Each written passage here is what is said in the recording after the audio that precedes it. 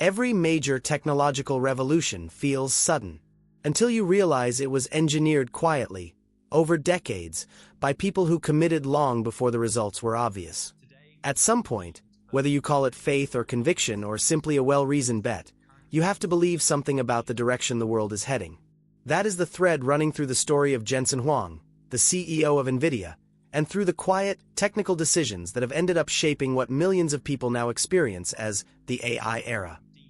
Most of us encounter this moment through headlines, product demos, and sudden new capabilities that seem to appear overnight. But the truth is that overnight revolutions are usually decades in the making, built by people who commit early, stay committed longer than others think is rational, and keep investing before the results become obvious. If you want to understand why NVIDIA became one of the most consequential companies in technology, the easiest place to start is not with finance, stock charts, or the latest product launch. The better place to start is with a simple question. What does a computer do all day? We tend to imagine computers as fast, logical machines that follow instructions step by step, like tireless clerks moving through a checklist. And for much of computing history, that picture was accurate enough. Traditional central processing units, CPUs, were designed to be excellent at doing one thing after another, quickly and reliably. They were built for sequential processing, the kind of work where the next step depends on finishing the previous one. But the world is full of problems that don't look like a neat checklist. Many real problems are made of thousands or millions of tiny calculations that can happen at the same time, if you have the right kind of machine. That was the observation Jensen Huang and his team leaned into when NVIDIA began in the early 1990s. In a typical software program, a small portion of the code does most of the heavy lifting. And within that heavy portion, much of the workload can be parallelized, split into many smaller tasks that don't need to wait for one another. The perfect computer, in this view, is not one that only does sequential work well, or one that only does parallel work well, but one that can combine both. A CPU is a brilliant sequential engine. But if you want to compute millions of similar operations at once, a different architecture makes sense. That architecture became the modern GPU, the graphics processing unit.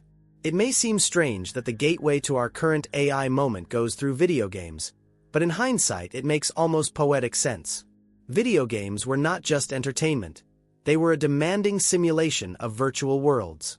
To render a 3D scene, a computer must compute lighting, shading, geometry, textures, and physics-like effects across huge numbers of pixels and objects. That is exactly the kind of workload that thrives on parallel processing. Game developers wanted realism, motion, and immersion, but the hardware of the time could not keep up. So NVIDIA built hardware that could. The GPU emerged as a machine optimized for doing vast amounts of similar mathematical operations in parallel, and gaming provided the market large enough to fund the relentless research and development required to make it better every year. This created a flywheel. A big market supported big investment. Big investment produced better GPUs. Better GPUs enabled better games and more demand. And crucially, the company wasn't only building faster graphics. It was developing a parallel computing engine at enormous scale. That scale matters, because high-volume technology becomes cheaper, more accessible, and more widely distributed. It becomes a platform. And once something becomes a platform, it escapes its original use case. It starts to be used for tasks its creators didn't fully predict, by people who are simply clever enough to notice that this tool can do more than it was meant to do. That escape happened when researchers realized they could use GPUs for scientific and industrial computing. Early on, doing this was awkward. GPUs were built for graphics pipelines, so researchers sometimes had to disguise their problems as graphics problems. It worked, but it was like trying to write a novel using only the interface of a spreadsheet. Possible but painful. To unlock the broader value of GPUs, NVIDIA needed to make them programmable in a more general way, using languages and tools engineers already knew. That decision led to CUDA, a platform that allowed programmers to tell the GPU what to do without pretending their problem was about triangles and textures. CUDA was a technical bridge, but it was also a philosophical bet. It was the belief that if you make a new form of power accessible, people will surprise you with what they build. The cynical view of platform building says, if you build it, they might not come. The optimistic view says, if you don't build it, they can't come. CUDA was NVIDIA choosing optimism with a budget attached. It was NVIDIA saying, "We believe parallel computing is not a niche trick for games. We believe it can become a foundational capability for the modern world." That belief wasn't blind. It was what you might call reasoned hope, rooted in the practical observation that gaming would keep GPUs at high volume, which meant the underlying parallel architecture could reach many people. Then, in 2012, a moment arrived that now feels like a turning point in hindsight, even if it looked like one impressive competition result at the time. A neural network called AlexNet entered the ImageNet competition, a well-known benchmark for image recognition. It didn't just win, it crushed the competition. It made far fewer errors, and it did so using a combination of a neural network approach and the computational firepower provided by NVIDIA GPUs. This was not merely a story about speed. It was the story of a different way of computing becoming viable. Instead of hand-coding step-by-step rules for how a machine should recognize images, researchers trained a model by showing it massive amounts of data. The computer learned patterns and features from examples. The system improved not primarily because someone wrote better rules, but because the model and the data and the compute scaled. From Jensen Huang's perspective, the deeper question was not only how did AlexNet win, but if it can do this, how far can it go? That question is a kind of mental lever. It takes one result and stretches it into a forecast. If a deep neural network can leap forward on computer vision, could it leap forward on speech, on language, on patterns in biology, on complex simulations? And if deep learning could scale, what would that mean for the entire computing stack? The answer, if you believe the scaling continues, is not incremental change. It is a fundamental shift in how computers deliver value, from executing explicit instructions to learning from data, and from being limited by sequential processing to being propelled by accelerated, parallel computation. This is where the story becomes less like a product narrative and more like a transformation of the infrastructure of modern life. When you hear that AI is suddenly everywhere, it can feel like a cultural phenomenon, as if society woke up and collectively decided to talk about models and prompts. But beneath the cultural wave is a physical reality.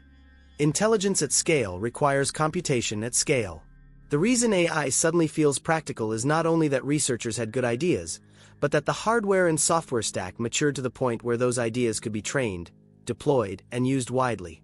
In that sense, the AI boom is partly a story of algorithms, but it is also a story of supply chains, data centers, chips, interconnects, cooling, power efficiency, developer tooling, and 1,000 invisible engineering decisions that most users never see. To follow the arc from GPU to CUDA to deep learning to today's AI moment, it helps to keep a single theme in mind. Speed changes what is possible, and what is possible changes what people attempt. Jensen Huang has used a metaphor that a GPU is like a time machine. The point is not that it breaks physics. It's that it compresses the time required to test ideas. If you can simulate faster, you can discover faster. If you can run experiments faster, you can iterate faster. And if you can iterate faster, you can reach outcomes that would otherwise take longer than a human career. A scientist once told Huang that NVIDIA's work allowed him to do his life's work within his lifetime.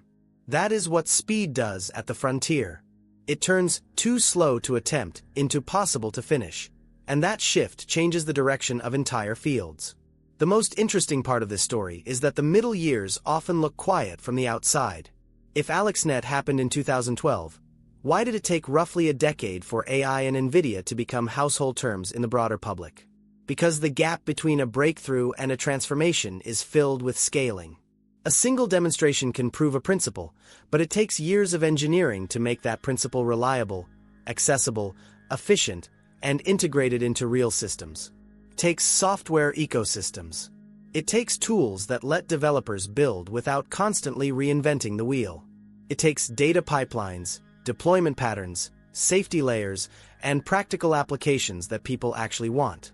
In those in-between years, the work can feel like building the roads and bridges of a new world that hasn't yet attracted its full population. For NVIDIA, those years included reinvesting into an entire stack of AI computing. When Huang talks about reinventing computing layer by layer, he's pointing at the idea that accelerating a model isn't just about one chip, It's about architecture, software libraries, systems engineering, networking, and making the whole thing coherent for the people who will build on top of it. Systems like DGX emerged from this mindset, aiming to provide a complete AI supercomputer approach that could serve researchers and organizations. The themes here are consistency and commitment. Big bets are not only made once, they are upheld repeatedly through years of iteration.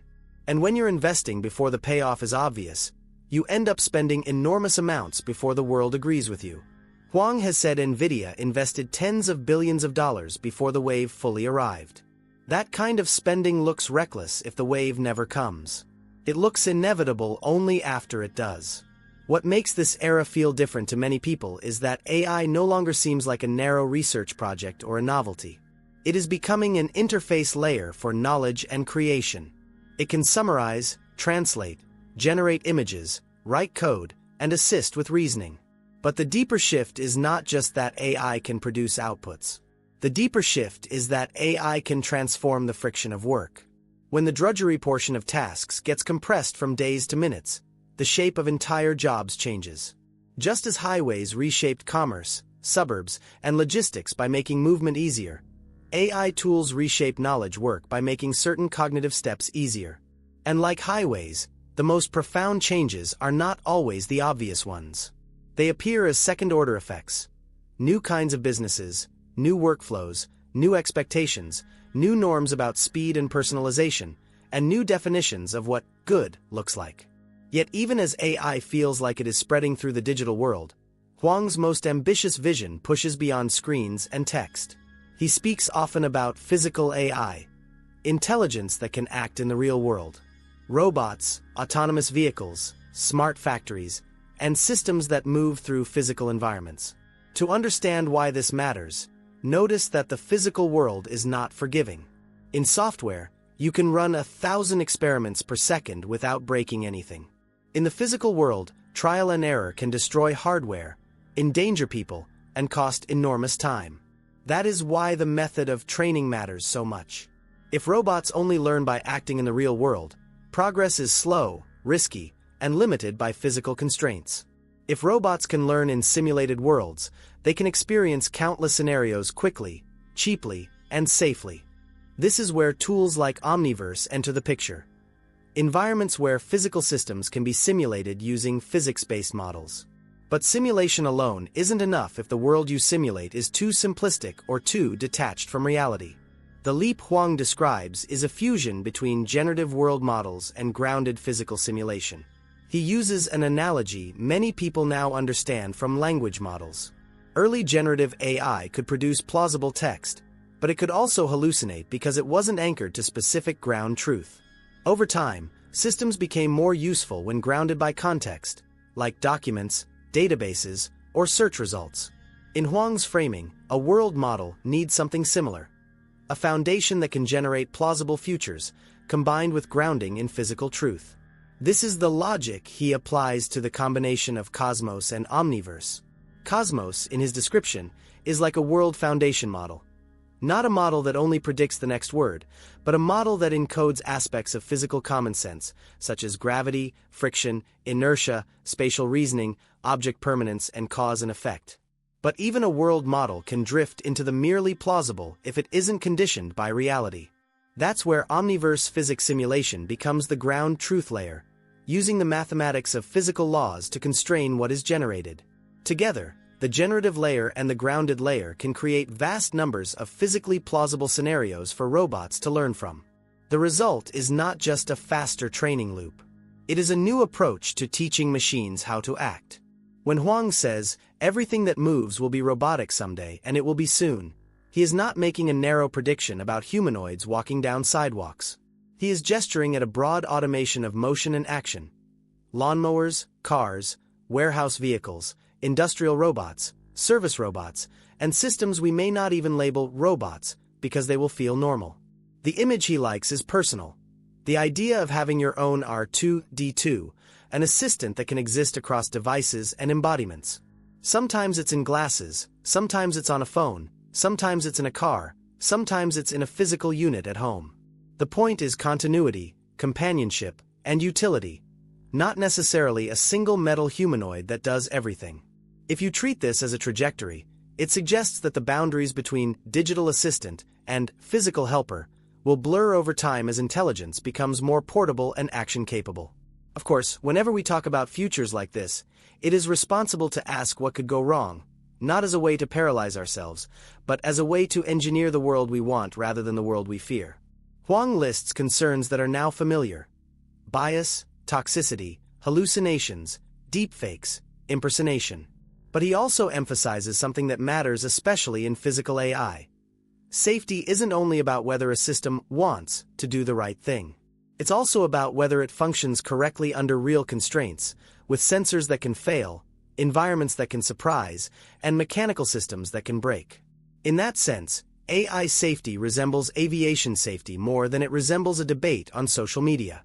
Planes are safe not because any single component is perfect, but because systems are built with redundancy, checks, procedures, and a community of safeguards around them. The more AI enters physical systems, the more we will need that engineering mindset. Layered safety, rigorous testing, and architectures that fail gracefully rather than catastrophically. If you zoom out, you can see how the theme of accelerated computing connects all these threads. GPUs accelerated graphics. CUDA accelerated the use of GPUs beyond graphics. Deep learning accelerated the ability of machines to extract patterns from data. AI systems accelerated tasks that used to require long training and specialized expertise. And now, simulation plus world models may accelerate the training of robots and physical systems. Each acceleration does more than improve performance. It shifts who can participate. When tools get cheaper, smaller, and more accessible, what was once reserved for elite labs moves into companies, schools, and individual hands. That is why Huang's attention to accessibility keeps showing up in the details. He points out that a DGX system delivered to OpenAI in 2016 cost around $250,000, a research-grade machine for a narrow set of users. But the arc of technology tends toward making yesterday's lab equipment into tomorrow's consumer product.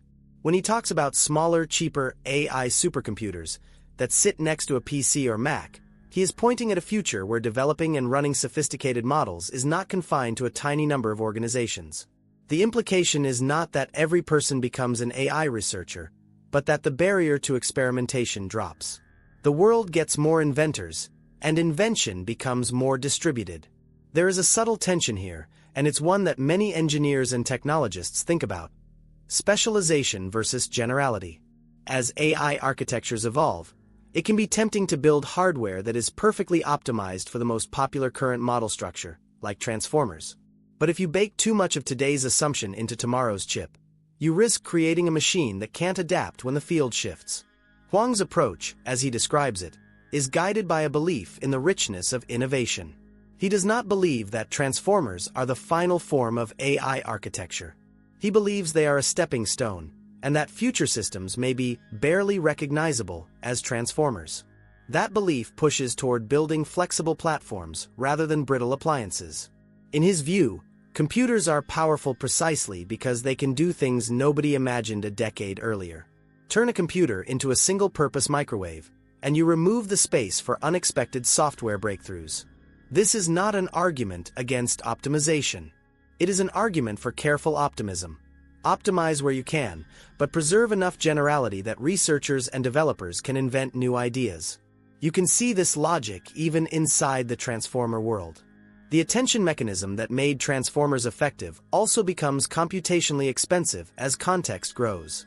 If models read longer documents and operate with larger windows of information, naive attention becomes impossible. So researchers invent new attention mechanisms: flash attention, hierarchical attention, and other approaches that continue to evolve. The point is that even within today's dominant architecture, the field is still moving. Hardware and software that support experimentation become catalysts for what comes next. All of this rests on a practical foundation that rarely makes it into the public imagination: energy. In the end, computing is about doing work within physical constraints, and energy is a key constraint. Moving bits, flipping bits, transporting information, cooling systems, and powering data centers all costs energy. Huang argues that we are far from fundamental limits, but the central priority is improving energy efficiency so that intelligence can scale without becoming unsustainable. When you hear claims like 10,000 times more energy efficient, it can sound like marketing until you place it in context. The history of computing is full of dramatic efficiency gains, and AI systems have forced the industry to care about efficiency again at an almost existential level. If intelligence becomes a widespread utility, efficiency becomes the difference between a future that feels abundant and a future that feels constrained. So how should a person, watching this from the outside, prepare for the world this story implies? The most grounded advice is not to panic about replacement, and not to treat AI as a magical force that will inevitably sweep people aside. The better frame is augmentation. Huang offers a perspective that is both humble and practical. He is surrounded by superhuman people in his company, experts who are far better than he is at specific tasks, and yet their excellence doesn't make him feel unnecessary. It empowers him to attempt more ambitious goals. If AI becomes a kind of superhuman assistant for many tasks, the likely effect for many people is not instant irrelevance, but expanded capacity, provided they learn to use the tool. That is why he urges people to get an AI tutor, not as a gimmick, but as a way of lowering barriers to learning. A personal tutor can help you understand concepts faster, practice skills, explore questions, and build confidence. And because AI is conversational, it can adapt to your level in a way static resources often can't. The most striking part of this is how quickly a new user can begin. If someone has never used a computer, they often need a guide just to learn the interface. But with a conversational AI, you can begin by asking the system itself how to use it. Intelligence helps you access intelligence. That feedback loop is part of what makes this moment feel so different from previous technological waves. Still, there is an art to using these tools well. Asking an AI good questions is not unlike being a good interviewer. It requires clarity, structure, and an understanding of what you actually want. Prompting isn't only a trick, it's a way of thinking. If you were a student today, Huang suggests you would learn not only the subject you care about, but also how to use AI to do that subject better. If you want to be a lawyer, you ask how AI can help you research and reason. If you want to be a doctor, you ask how AI can help you synthesize information and learn. If you want to be an engineer, you ask how AI can help you prototype and debug. In his view, the previous generation had to ask, how do I use computers to do my job better? The next generation has to ask, how do I use AI to do my job better? That question is not a slogan. It is a habit, a persistent lens that turns AI from a spectacle into a companion skill. If this story has a single emotional message, it is that optimism is not naive when it is paired with engineering. Optimism can be a discipline, the willingness to build tools that expand what humans can do, and to do so responsibly, with safeguards, redundancy, and serious attention to consequences. Jensen Huang's career, as presented through this narrative, is a case study in optimistic conviction backed by deep technical investment. He believed parallel computing could become a major force, and he built GPUs. He believed access mattered, and he built CUDA. He recognized that deep learning could scale, and he re-engineered the stack to support it. Now he believes physical AI will define the next era, and he is building platforms to let robots learn in simulated worlds grounded by physics. And perhaps the most important thing to remember is that these technologies are not destiny by themselves. They are instruments. A GPU is a tool, a time machine in the sense that it collapses the time between idea and result. AI models are tools, reducing the friction between question and understanding, between concept and prototype, between intention and execution. Simulation and world models are tools, reducing the friction between training and capability in physical machines. Tools don't guarantee a better world, but they change what is possible, and what is possible changes what humans choose to attempt. If the last decade was about proving the science of AI, the next decade may be about applying it across biology, climate, education, logistics, robotics, and creative work. The winners of that decade will not only be the companies that build the chips.